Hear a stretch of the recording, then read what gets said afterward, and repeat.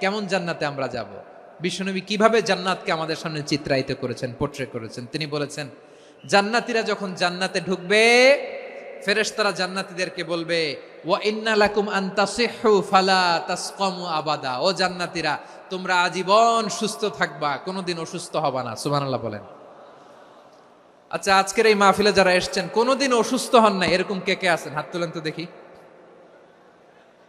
ওই যে হাত তুলছে, পাওয়া গেছে, চিরসুস্থ।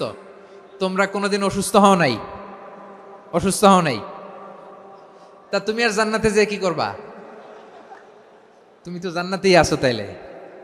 ফেরেশতারা বলবে, ওয়া ইন্না লাকুম আন তাসিহু ফালা তাসকামু আবাদা। এটা এমন জান্নাত, চিরকাল সুস্থ থাকবা, কোনোদিন অসুস্থ হবা না। সুবহানাল্লাহ বলেন। ওয়া ইন্না লাকুম আন তাহইয়াউ ফালা তামুতু আবাদা। তোমরা অমর হবা, মৃত্যু তোমাদের স্পর্শ করবে না। সুবহানাল্লাহ।